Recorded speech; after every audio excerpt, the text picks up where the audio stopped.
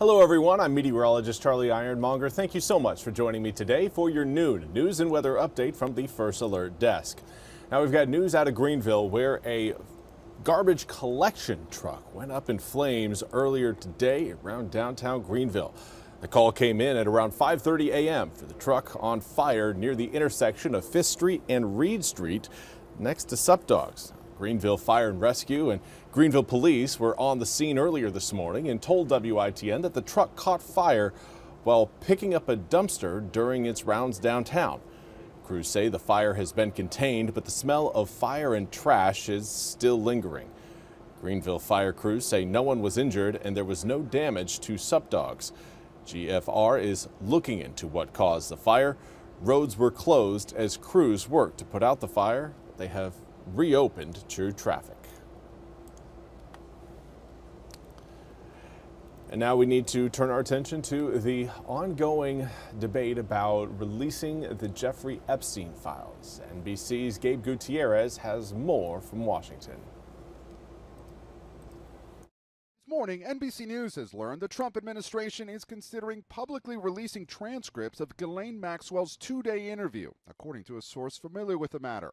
Maxwell spoke with Deputy Attorney General Todd Blanche, who was also President Trump's former personal lawyer. I think he probably wants to make sure that, people that should not be involved or aren't involved are not hurt. But Trump saying the meeting was appropriate. I didn't discuss it with him, but the fact that he did that, not unusual, number one, and most importantly is something that would be totally above board.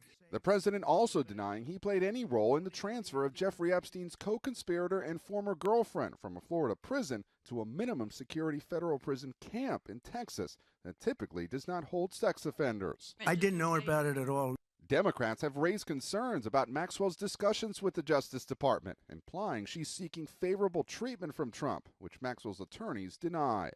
It's clear that she might be willing to say whatever it takes to essentially target certain folks and not target Donald Trump. Her team is now filing a request to block the government's efforts to release long-secret grand jury transcripts. Her lawyers insist that despite whatever interest the public may have in Epstein, her legal options are viable and her due process rights remain, adding Jeffrey Epstein is dead. Ghislaine Maxwell is not. Even though the White House has been eager to move past the Epstein saga, in a bipartisan vote, the House Oversight Committee is issuing a new subpoena, calling on the Justice Department to turn over all its files related to the cases against both Epstein and Maxwell.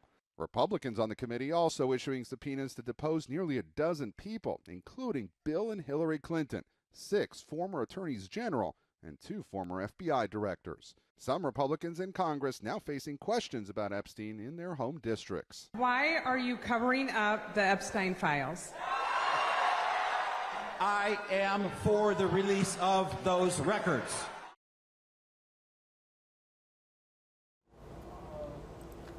And again, that was Gabe Gutierrez reporting. We now turn our attention to your forecast, where again we are watching cloud cover and rain showers spreading across eastern North Carolina. The good news is a lot of the rain showers, at least the heaviest stuff right now, is more focused back towards I-95 and then off to the west, where unfortunately Raleigh certainly was earlier today, dealing with a flash flood warning. Right now, we are not anticipating anything that heavy in terms of rainfall over eastern North Carolina coming up for today, but we are looking at rain showers rolling their way across the state, and this is going to be a pattern that continues through tomorrow and even into Friday. So this is just a slow-moving system that will produce rain showers, cloud cover, but it will keep the 90s away from us until we get into next week. That's something, again, that should bring some smiles to some faces. We don't have to work as hard to stay cool in these cooler air temperatures. Right now, most of eastern North Carolina in the low to mid 80s. We've got 85 degrees in Stumpy Point, but most of us right now between around 80 to around 83 degrees. Thanks to the cloud cover. Now back towards I-95, again, we're looking at even cooler weather. We've got 74 degrees in Goldsboro, 69 in Rocky Mount, 64 in Roanoke Rapids, and those air temperatures are cooler because of the rain showers and because of the cloud cover. Over the past 24 hours, most of eastern North Carolina has again seen fairly little temperature movement unless you're watching closer towards I-95. Again, Seeing a little bit more of a change to Rocky Mountain Road, Oak Rapids. Unfortunately, humidity has not been the same. Everyone has seen an increase in humidity, some areas more so than others. In fact, Greenville and Kenansville both coming in with an 11-degree rise in humidity, 11-degree rise in your dew points over the past 24 hours. And that's humidity that you can certainly feel. Coming up this afternoon, more rain showers are on the way. We're looking again at some lighter showers and more isolated raindrops for the tail end of the day than what we're seeing right now. But again, a few thunderstorms could embed themselves along that boundary as it moves across the east. By the time we get to around 10 p.m. to around midnight tonight, a lot of the showers and storms will gradually start to fade. However, the low pressure system that is bringing those showers into eastern North Carolina will not fade. That is just going to be a slow-moving system that will stick near eastern North Carolina, whether over us directly or just off of our coast. It will continue to present cloud cover and, again, raindrops for our forecast over the next 2 days. Not just today, but Thursday and Friday as well.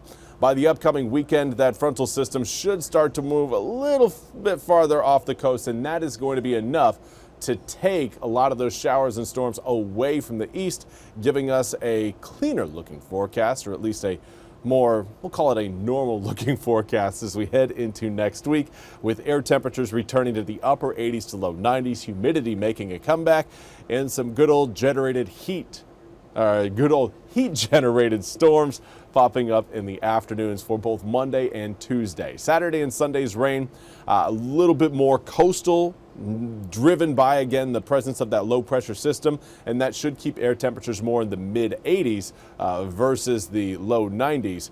But overnight lows, that's where we really get our win.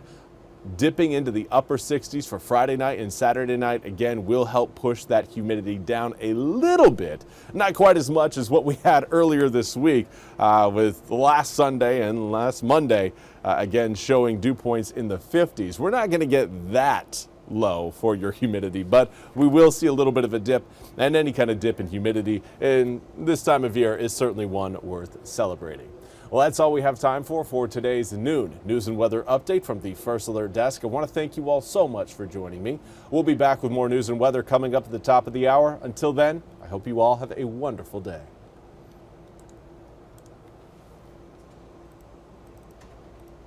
This hour of the WITN First Alert Desk is sponsored by Supreme Choice.